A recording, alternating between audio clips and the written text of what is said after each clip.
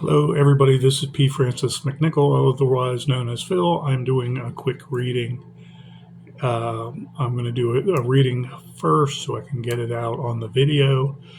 And I don't want to sound like I'm boo-hissing, but this phone has always screwed me over doing a video multiple times and it cutting out when another Wi-Fi service comes through, someone texts me, someone messages me on Facebook Messenger or WhatsApp or texts me or calls. And my apologies. This is not the Blade droid I had before or Android Blade I had before, which would do all these things. And I could literally video for an hour, almost an hour and 15 minutes, never had an issue. So hopefully this is a second going for this reading. I spoke about the philosophy of To the Night Be Woed, and it was a poetry prompt where the AI generated art showed a skeleton with a rose or carnation. It was red in any event, and he was handing it to a lady in black. Lady Hawk came to mind. It's a common theme in my psychological history. And it was an interesting concept. Two lovers being cursed, and he's a skeleton at night. She's a lady, beautiful lady in black, in the middle of the woods, the dark woods. And she's looking at him like, what? And he's like, here's a flower because I can't touch you yet. As I see you, you are very beautiful, and I lost to touch you and hug you and everything. I give you a flower. And it's like, I wanted to expound upon that. I wanted to show the Lady Hawk kind of theme. Other generations, look up that movie with Michelle Pfeiffer. She's still with us. Rutger Hauer was her opposite supporting role. He was a valiant knight, so to speak. And he was cursed with her not to love each other physically, because he would become like a black dog or a black wolf at night and care for her and guard her. And then at daytime, she would turn into the hawk, Lady Hawk.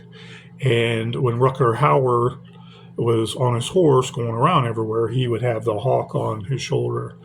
And you start to pick up about what happened. And I forgot how the plot actually went with the curse and how that worked out.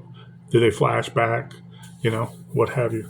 But there's bad guys in it, and Rutger Hauer and Michelle Pfeiffer are good guys. So it was a cute movie, but they're cursed never to love each other as two humans, like a man and a woman. So anyways, with that picture on the Facebook groups, I don't remember which, it was one of the Latino Spanish groups. I saw it, and I had to backtrack it because I started the poem away from it, and then I try to log on or try to go to Facebook, and Facebook isn't automatic. Like, it stays there so I can go there again exactly where I left off. So I tracked it down. I downloaded the art. I did the poem, finished the poem, and I wanted to keep it relatively simple. My poetry is not short in nature. Haiku has its place. Different types of schemes has its places, and everything someone wants to do. I get it, but P. Francis McNichol is many verses and painting a story, because this is practice. This is mere practice doing poetry, when I know my long game could paint a better picture in my long game, proves it. This is just extra practice because I don't have a major project right now. Okay. To the Night Be Woed by P. Francis. Be a blooming sunrise, an aromatic rose, not a tessarae statue of clay, or ever solemn prose. For your smile I boast most, my dear, so morose, of such near darkened flow, I harken a sweet memory of fear. Long laid tendrils of tears wrap in sap so sad of soul, as madness of your cold caress unfolds.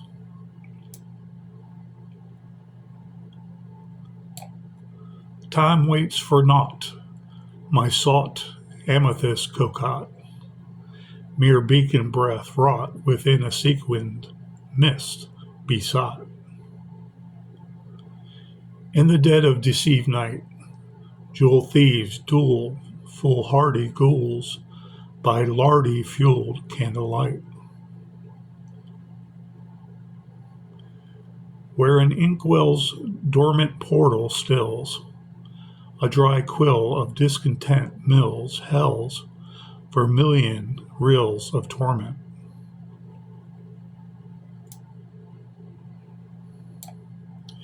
And echoes fade the weighted shade underneath, no lovely abade nor shallow grave bequeathed in the hallowed heath.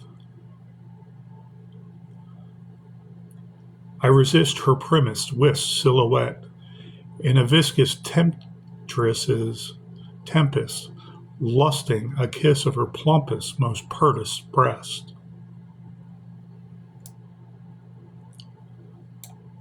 She reached out for my frozen hand, fingertips of embers cozened and spanned, fiery hair sifting away like wiry sand.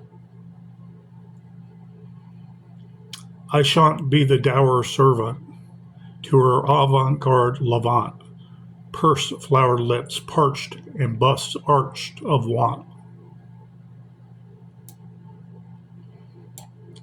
Then, in the stillest of blackened den, the inviting womb purse and requiting pine curse blended into the sorrowed dusk's end. Glows creep in through the trees' fruited troves, as a lone sparrow crows in the farrowed groves of amber rose.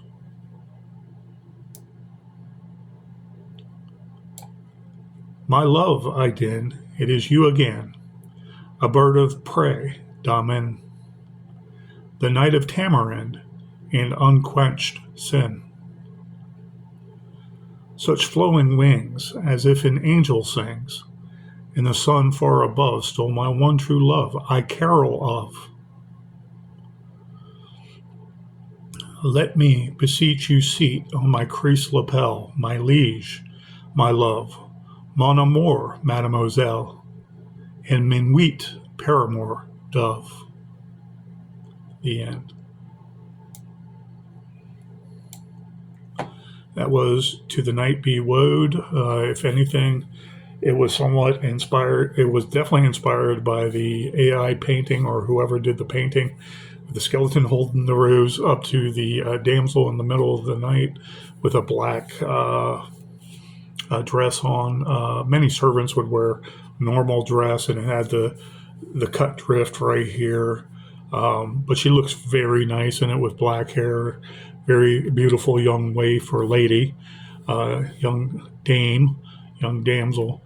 And so it was a poetry prompt. And what comes to mind is Ladyhawke. And because it's nighttime and he's a skeleton, he's seeing her as really something fantastical, like an angel, a lustful angel that he can't touch, he can't experience, he can't taste and kiss and hold.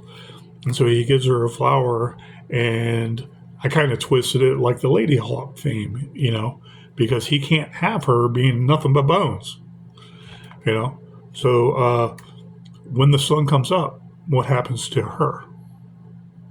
That's what I was getting at. When the sun comes up and you see the burgeoning amber rose sky, starting to brighten things, and the shadows start to rescind more, and then there's a crow there that turns into a dove. When the sun's out, that's what it is, a dove.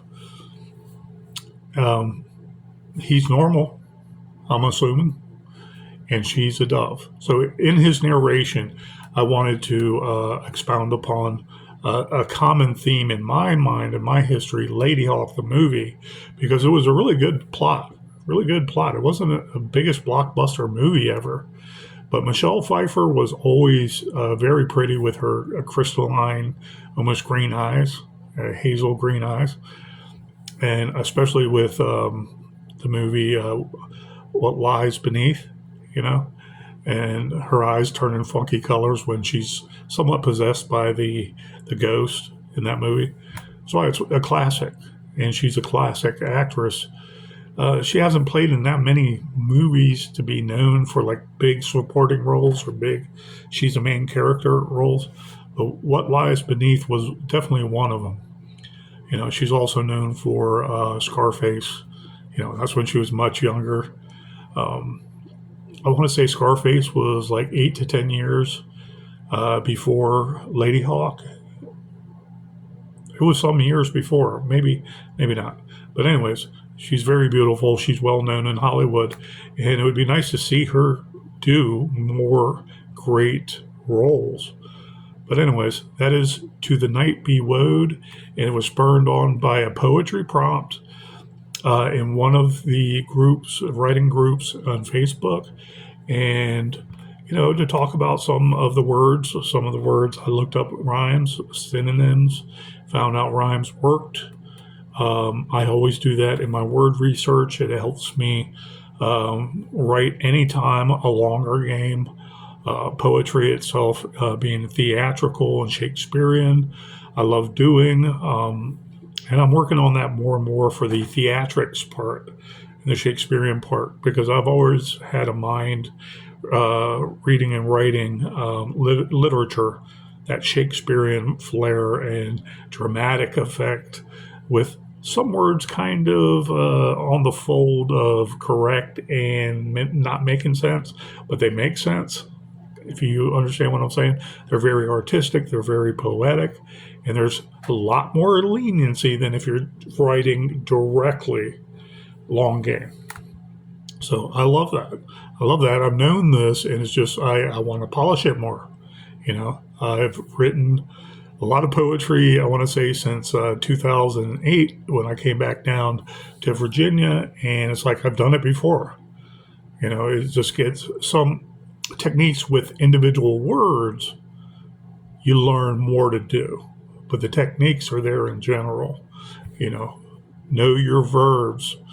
As a writer giving advice to other writers, learn your verbs and know what it can do, even in Old English. If it's something similar, it'll help you out so much.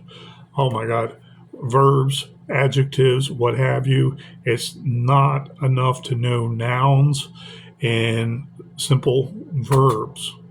You have to work on all the verbs for every word you can think of. It doesn't matter. Make sure, if you have to use some poetic license, as they call it, make sure you know what that noun can do. And is that same noun a verb? So you have more and more to work with. That's the beauty of doing poetry, because there's something there that will fit into what you're seeing. And I like poetic verse, so I know that there's something there when I'm putting that whole big race car engine together. There's all kinds of little parts to that, that perfect poetry. And those words are those little parts of the engine to make that thing hum, So are there verbs that can be nouns? Can you use it as a noun or a verb? Can you use a noun as a verb? And there's no verb for it. But hey, what kind of license, I want to say leeway, do you have to make that engine, that race car engine, purr? Okay. I love rhyme, so I'm always going to do poetry rhyming. And that's my cue. That's me, P. Francis. And to be the best author in the world, long game, poetry is just a stepping stone to that. So I thank you guys so much, and please have a great weekend. Stay warm. Don't go outside and overexert yourself. Be safe. Lots of water and lots of food to keep that water in you. Okay, because that cold air is going to zap you and make you feel dehydrated out there and just all over malaise. You're like, man, this is worse than the summertime. Yeah. Yeah, it's bad out there. We don't want any injuries. Of course, I say that because of the group home where I work at and the type of field I'm in. Those are the things we have concern. But my friends out there, be safe, please. Thank you.